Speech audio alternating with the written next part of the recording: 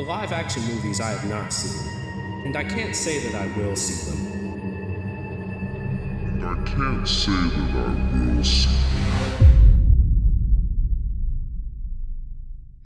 I'm a horrible liar. Welcome back to the Boogie Mansion, and in 2018, Monster High kind of died. After a failed attempt to reinvigorate the franchise with G2, Monster High went underground for about 3 years until 2021, when Mattel suddenly put out brand new Skeletor dolls, Pennywise from It and the Grady twins from The Shining. A few more collector dolls were released after this, and it brought back hopes from fans that Monster High was going to be back in full swing. And what do you know? On February 23rd of the same year, Mattel announced that they were going to be partnering with Nickelodeon to create a new animated series and a live-action movie musical. Fans were excited for the ghouls to come back, but with that excitement came caution due to the blunder that was G2. Then about a year later in 2022, the image got leaked. Many weren't happy with the changes made to the characters' looks and general backstories, and speculation on the movie quickly went sour. When Monster High the movie finally came out in October of the same year, the reactions still weren't great. The general consensus among most fans is that the Nickelodeon movies aren't very good, and that influenced me to not watch them myself. But today, I'm here to pose a question. Is Monster High the movie any good? To answer that question, I'm going to go through things in this order. First, what convinced me to watch the movies? Second will be a general summary of the plot for those who haven't seen the film. Third will be me going over what I liked about the movie, and fourth will be what I didn't like. With all that out of the way, let's get to it.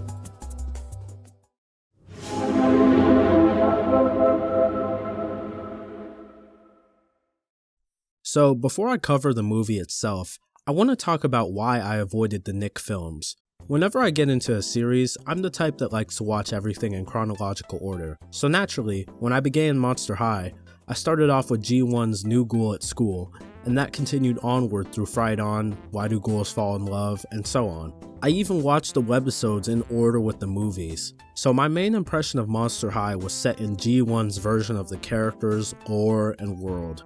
Once I finished everything, I wanted more Monster High. So then I saw that there were movies and a show that just came out a year ago. But when I looked them up, all I saw were people saying bad things. They changed everything.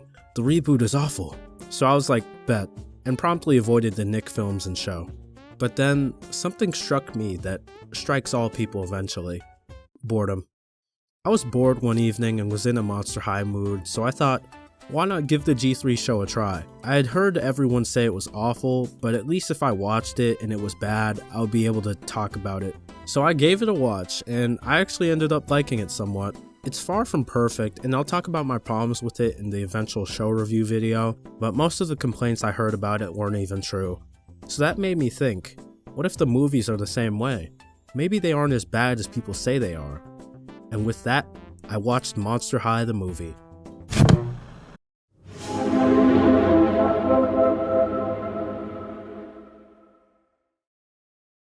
I usually prefer to not do large recaps in my videos because it can feel lazy, but I'm assuming most people haven't seen this movie, so I feel it's actually fitting here. The film starts out with Claudine at a skate park and she's doing tricks, but she knocks into someone and accidentally exposes her wolf ears. This leads to the humans there chasing her off, but she escapes using her werewolf powers. While she's on a tree, Claudine overhears them calling her a monster. She solemnly returns to her house when suddenly she's greeted by her dad. It's her 15th birthday, woo! Claudine shows her dad, Apollo, an invite she got to Monster High, and Apollo's like, no, you can't do it, it's too dangerous for you being half human and stuff. But Claudine's like, Father, when can I leave on my own? I've got the whole world to see. And Apollo's like, I guess you're right. So he takes her to the portal to Monster High and sees her off. This leads into the first musical number of the film, Coming Out of the Dark. I'll be saving my thoughts on the songs for later, so you'll have to wait for my opinion. This serves to semi-introduce all the main and recurring cast members like Draculaura, Frankie, Deuce, Cleo, Laguna, Abby, Heath, Bloodgood, and Dracula. From that number, we follow Claudine to the hallway where she asks Ghoulia how to access her room in the, basically the school is alive, keep this in mind for later. And once she asks it where her room is, the walls reveal her dorm with Draculaura and Frankie. We get to meet Frankie first, who's the best thing to come out of these movies. While a bit strange, Claudine gets along well with them. Draculaura, however, is far less keen on being friends with them.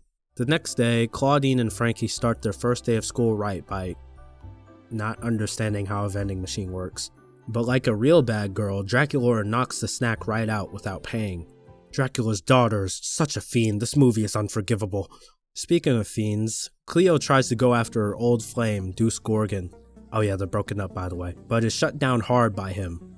Feeling burned, Cleo tries to take it out on Claudine and Frankie, but gets... Okay, let's go before she gives us mange. Deuce sees this and is like, wow, Claudine, good job standing up to Cleo. This is a setup for their romance. And is the chemistry there? Claudine's called to Bloodgood's office and is told she's going to be giving a speech at the founders dinner because her mom was a big shot monster. I think she's dead in this universe, unlike the G3 show where she just got stuffed into another dimension. But yeah, we get another reminder from Bloodgood that Claudine better not be human because humans suck. Humans are the enemy, always have been. We can't have any at Monster High. Only true monster hearts. But uh-oh, Claudine's turning into a human. She runs into the bathroom and walks in on Draculaura performing witchcraft on the toilet? I'm really not sure what she was doing here, but moving on. Claudine turns into a wolf again, so everything's fine. She watches Mr. Komos go past talking to some students, and then she walks away. Little does she know that behind her, the school itself writes out, "Expel the human. Keep this in mind for later." Claudine meets up with Frankie, who now has a phone, and we get some of the most stock standard kids and their phones these days social commentary that you've seen 100 times. Claudine asks Frankie if they know about monsters transforming, and with a brain zap, Frankie reveals that it only happens to part monsters when they experience fear. Oh yeah, I forgot to mention it earlier, but Frankie's thing in G3 is having different brain and body parts from historical figures like Marie Skłodowska-Curie, Alan Turing, William Shakespeare, and Frida Kahlo. In class, Heath farts. Mr. Komos explains why Monster High was created, and that the greatest threat to monsters is humans. Why do they hate humans? Because monsters rule and humans drool. That actually takes us to the second musical number of the film, True Monster Heart. Here, Mr. Komos sings about the tale of Mr. Hyde and his tragic fate, subtle foreshadowing. And there's a little bit of an inconsistency that's brought about here.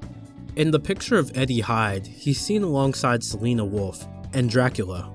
We learn later in the film that Hyde died relatively recently, and so did Claudine's mom, since Claudine herself is only 15 years old, but she has memories of her mother. This wouldn't be a problem if it weren't for the fact that Dracula looks significantly younger than he does in the present day. You could argue that vampires age different in these movies, but a big part of the next movie is Dracula, sweet 1600. So that's a weird inconsistency. Moving on from that, Mr. Komos gives Claudine a tip about Eddie Hyde that could help her get rid of her human side. She goes to the library and the school starts bugging out. From the fear she experiences, she turns back to human form and gets spooked by Frankie. Now having seen her human form, Claudine is able to confide in Frankie and gets their help with cracking the case. Wow, this is a pickle. Frankie's Alan Turing brain cortex allows them to translate a document from Hyde's diary that leads to his secret base. With this info discovered, they plan to head to the base. Around the same time, Bloodgood and Komos discover the Expel the Enemy blood etching that appeared earlier, and try to get the hunchback, Grigor, to scratch it off. Komos posits the idea that it was vandalism. Later that night, Claudine calls her dad and updates him about current events. Frankie discovers the various uses of phones and the plights of social media. Luckily, Cleo follows Frankie to make fun of them. Man, that's mean, what the f- Uh-oh, Deuce alert! Him and Claudine talk, and he tries to see if he can help her out with her speech. But her strong emotions around Deuce cause her heartbeat to rise, and she leaves because she's afraid she's gonna turn human. Frankie asks Claudine if she likes Deuce, and Claudine tries to shut them up immediately. But unfortunately, Cleo hears this. Dun dun. Cleo comes to the ghoul's dorm and tries to smack talk Claudine, but in a yet-to-be-seen moment of camaraderie, Draculaura uses a spell that gives Cleo a pimple, and she buzzes off. And I'm sensing a friendship starting. Ooh. The base plan commences. Frankie and Claudine head to the graveyard, and we get a really nice bonding scene between the two. Frankie confides in Claudine about their struggles to relate to other monsters and finding friends. Claudine reassures them, and it's really nice. Also, Ghoulie is here. Once they arrive at the base, the front door is sealed shut, but something else catches their attention. Draculaura is doing witchcraft. The spell she's practicing is a levitation spell, but she's struggling to get it right. Caught in the act, Draculaura finally reveals her secret, but she begs Frankie and Claudine to not tell anyone. In this universe, vampires and witches have been at war for centuries, so this would be a big betrayal to her father.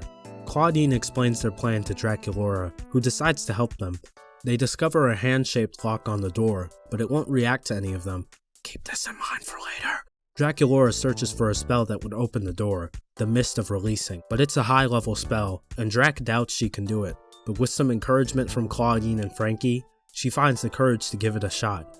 And this brings us to our next musical number, Three of Us. A fun little trio song between the three ghouls that leads to Drac actually getting the levitation spell right. As the ghouls leave the graveyard, a mysterious figure approaches Hyde's door. But who cares about that? We've got to get this Mist of Releasing spell. There's a few ingredients needed: witch hazel, rosemary, mayonnaise, powdered macewing, and ogre bone. The latter ingredient is found in Bloodgood's mug, so they need to find a time where Bloodgood will be out of her office. Luckily, Frankie's stellar memory recalls that the head mistress uses the bathroom at 9:17 a.m. every morning. So they've hatched a plan. Just like Frankie said, Bloodgood leaves at 9:17, and Claudine sneaks into her office to get the ogre bone. All is going well until Bloodgood leaves the bathroom early, and Frankie has to distract her by yapping about the invention of toilets. Another problem presents itself when Cleo comes into the office, but Drac casts a spell to make Claudine look like Bloodgood. She does her best impression, but stops to tell Cleo something. What? Be nicer. In life, this whole mean mummy queen of the school thing, it's not cool. Cut it out. I'm watching you. Got it? Yes, ma'am. They've got the bone. Now they need some other stuff. And mayonnaise, which Frankie knows where to find. Komos checks in with Claudine to see if she's still working on her Hyde report. She forgot about it. Draculaura talks with her dad, Dracula, and he's very tough on her about her grades. Claudine talks to her about it, and Drac says she plans to tell her dad that she's a witch. Also, Frankie's found the mayonnaise. The next ingredient they need is snake venom, which Claudine talks to Deuce to get. They bond a little on the bridge where Deuce talks about how he used to be a bad boy, and he's trying to change his ways. What was it that he was actually doing bad? They don't really say. Claudine encourages his change and even tells him to run for student council. This talk leads into a duet song between Claudine and Deuce, I Can Trust You. As they're singing, Claudine's trying to get some venom off Deuce, but the song ends and he ends up giving it away willingly. Now that they have all the ingredients, Draculaura puts the spell together. The Mist of Releasing goes toward the door and it doesn't work. The ghouls return to the school defeated, but it gets worse as Cleo recognized the disguise spell Draculaura used due to her experience with magic, and she snitched to Bloodgood. Draculaura's secret is out, but it gets even worse because the school starts freaking out and Claudine saves Cleo from being crushed. The ghouls leave and Bloodgood talks to Komos about her worries for the founders' dinner. Komos tells her not to worry, as he will search for the human. Frankie, Drac, and Claudine return to their room, and the ghouls have their kids' movie third act breakup, and Claudine leaves. But it doesn't last long as Draculaura and Frankie come find her, and they make up. But despite this, Claudine's still distraught that she's putting the school in danger by being half human. Claudine tries to leave but falls on the ground, and they recognize her handprint as being similar to the hand on the door to Hyde's base. It requires a human hand. Claudine's human hand opens the door to Hyde's base. Inside, they find a mummy whose eye activates the door with a really gross sound effect. It's an eye. But regardless, they venture further within the base oh no, the shadowy figure! In the lowest level of Hyde's base, Claudine finds Hyde's human cure. That was hard to say. She contemplates drinking it, but realizes that getting rid of her human side would be discounting her dad. But don't think about that right now. Mr. Komos is here! He tells Claudine not to take the potion, and reveals that he's part human. No way! But yeah, he tells Claudine that she shouldn't give up who she is. Immediately after that, he gulps down the potion. And in a shocking twist, Mr. Komos reveals all. Komos has been looking for Hyde's lair for the longest time, but due to not inheriting Hyde's alter ego, he couldn't activate the human door. Now that he has the potion, he reveals his ultimate awesome plan. I'm going to destroy Monster High. Komos transforms into the ultimate monster, the true effect of Hyde's potion. This form enables him to steal monsters' powers, and he immediately swipes Draculaura's, the funniest thing.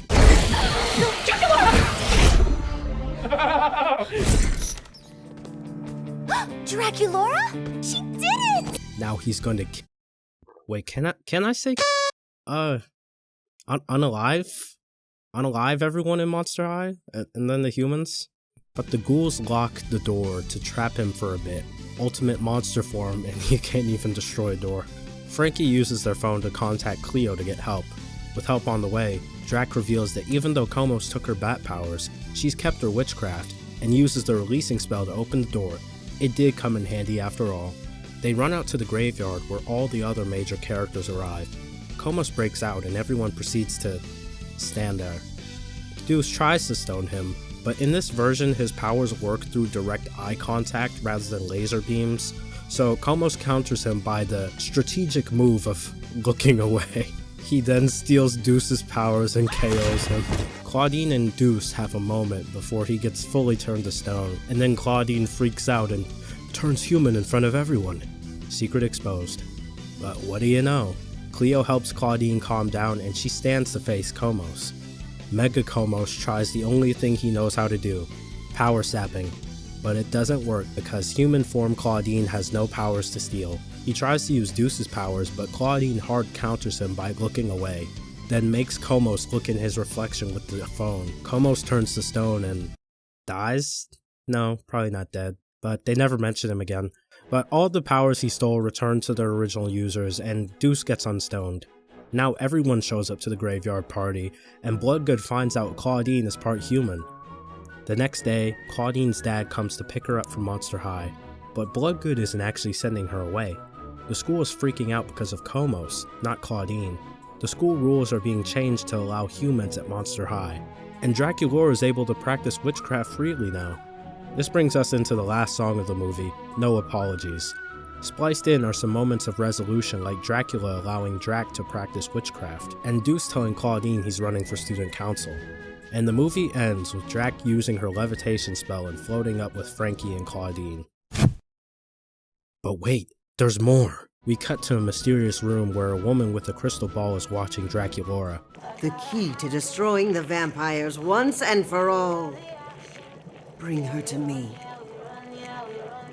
Yeah, I guess she's watching the movie too. So, that's the movie summed up. Now I can give my thoughts on it.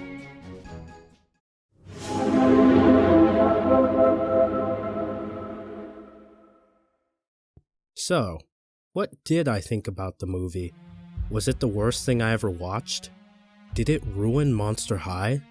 Is my childhood dead? Well, the answer to all those questions is no. When I watched this movie for the first time, I went in biased against it because of the negative perception from fans, but after I finished it, I thought to myself, this is the movie that people were saying was horrible? I feel like Great Scary Reef is worse. The fans of that movie probably hate me. I genuinely think Monster High the movie was a decent time, and I found myself enjoying parts of it. It's not perfect by any means, and I'll bring up my critiques later. Let me get into my thoughts on this movie, and we're starting out positive. The biggest praise I can give to this movie is definitely CC Valgott's performance as Frankie. I really love the personality they brought to the character, and they definitely captured the new-to-the-world awkward teenager vibe of Frankie.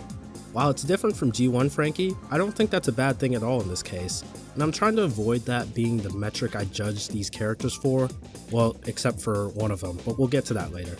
Their struggles to socialize with others and feeling like they won't find friends or ever fit in is something that I think a lot of kids and adults alike can relate to. Frankie's also quite charming, with their way of understanding the world being so different from everyone else that they bring up possibilities and solutions to problems that no one else would think of.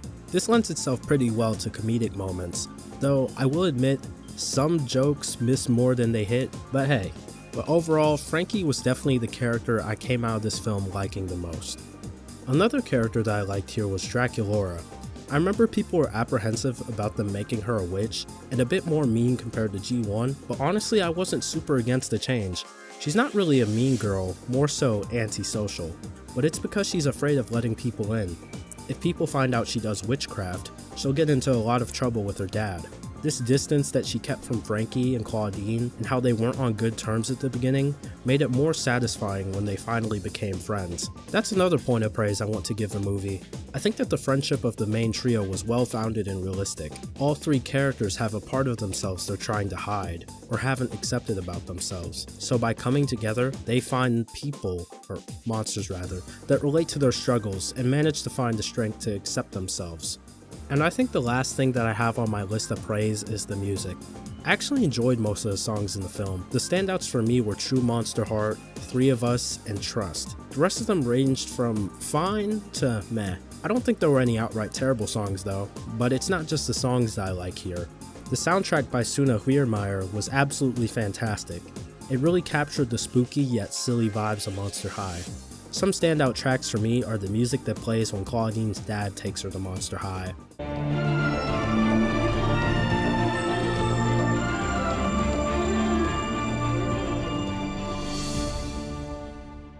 The orchestral reprise of Coming Out of the Dark that plays during the climax.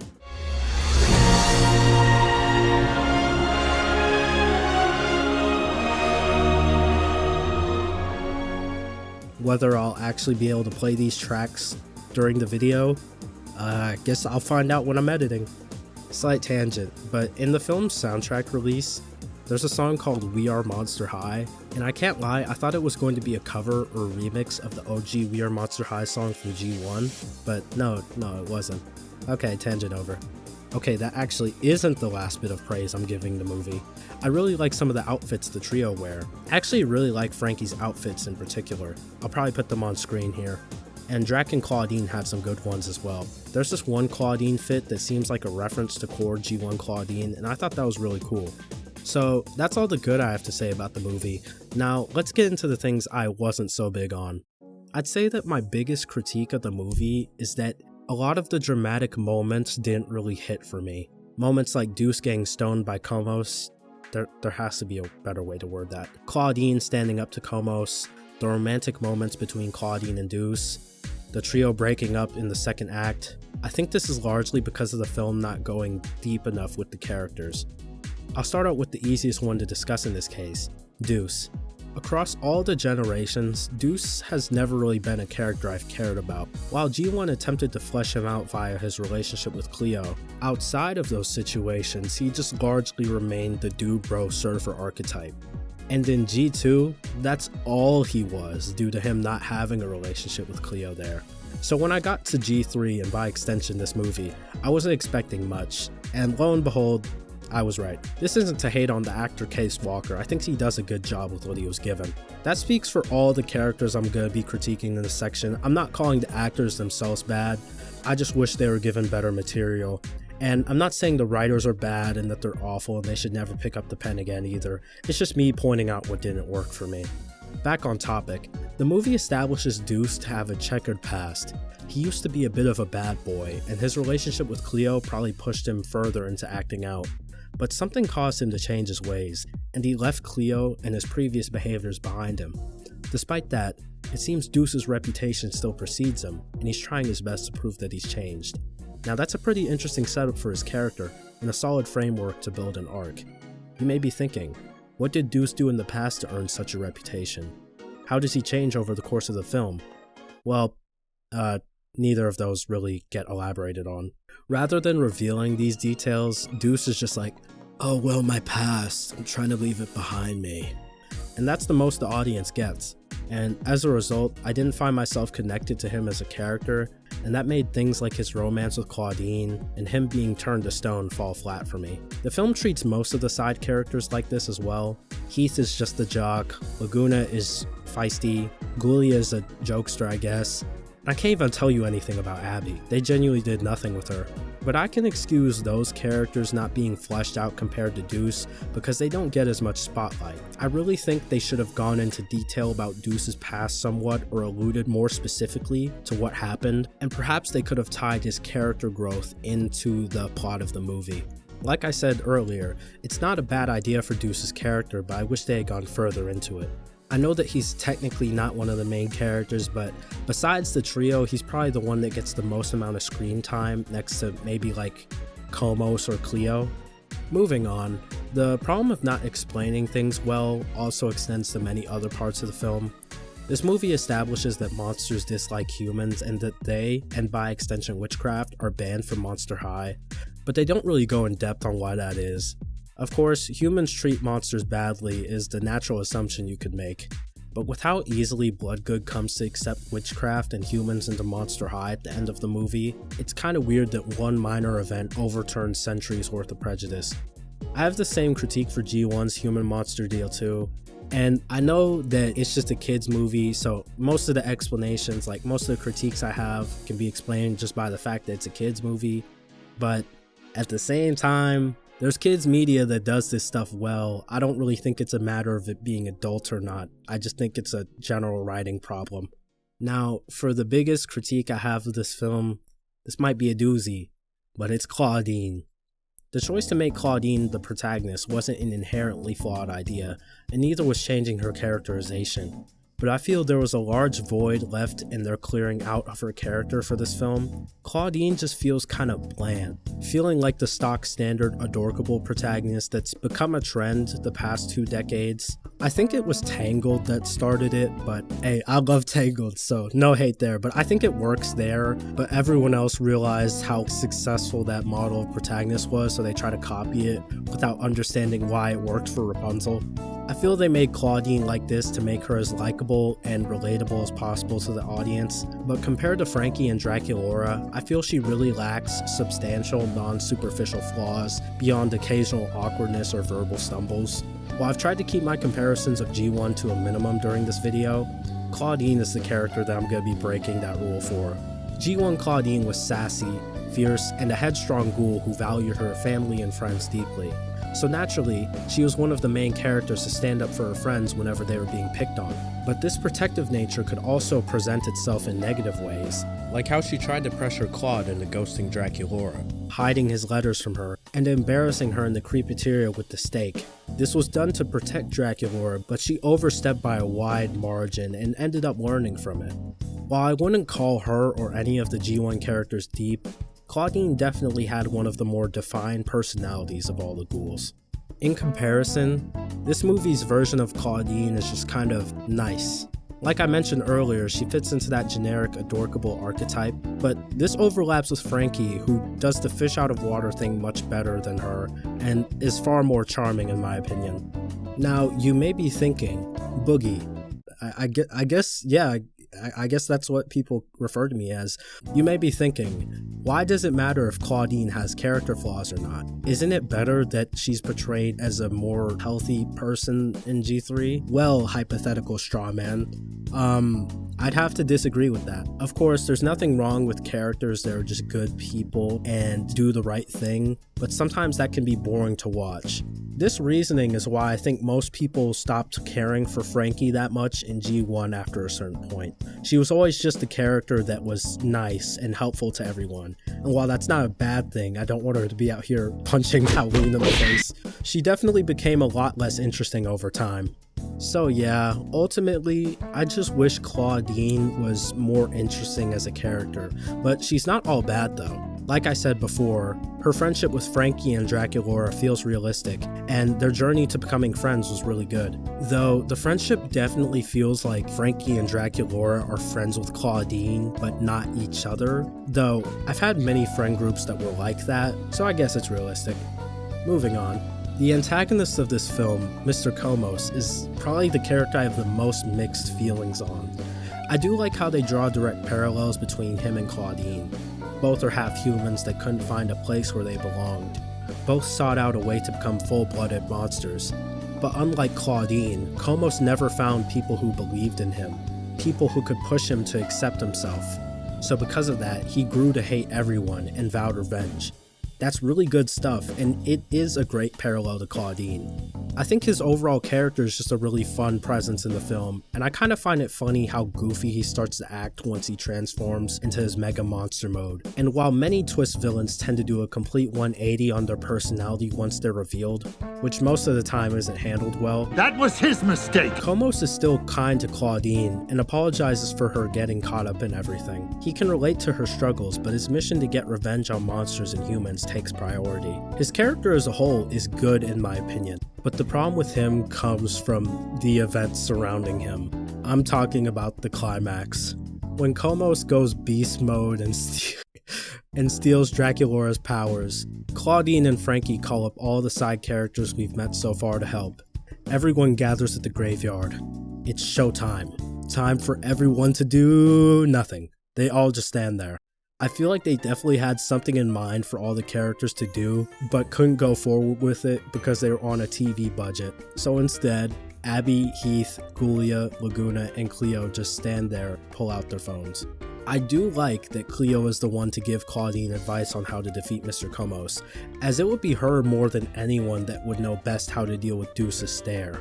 Though, I can't lie, the defeat was super underwhelming, and rather than it feeling like a triumphant moment for Claudine, it was just like, oh, is that it?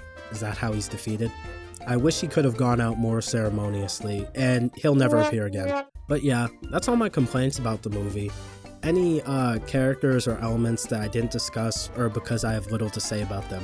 Sorry Cleo, now that I've covered both the positive and the negatives of this film, I can give my final opinion.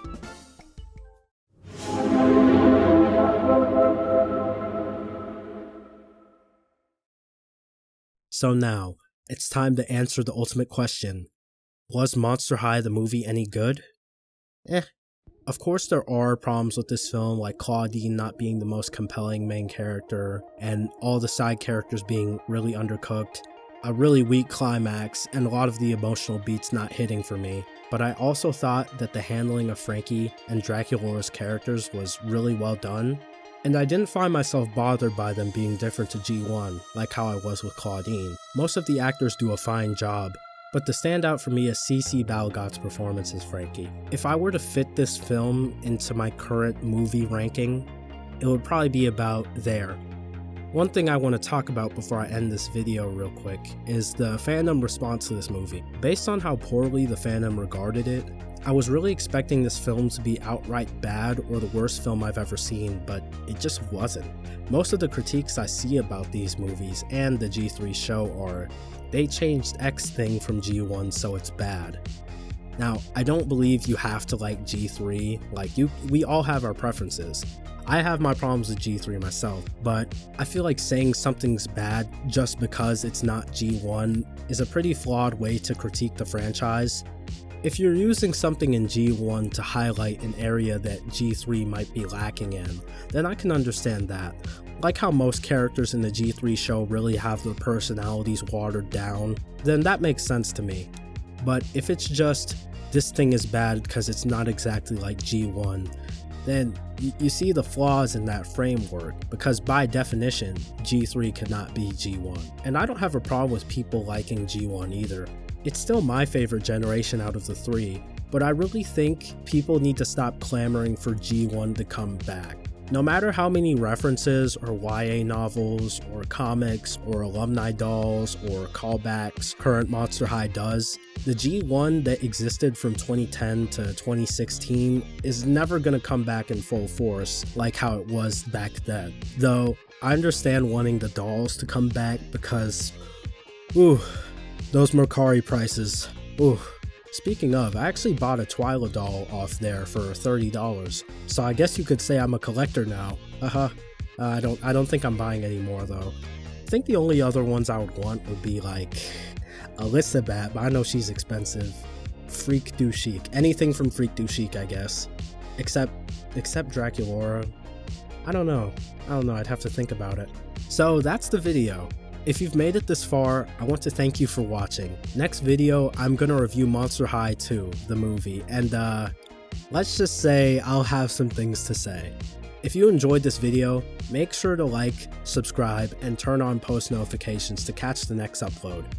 Seriously though, 81% of you all aren't subscribed. Thank you for watching and stay spooky. BRB!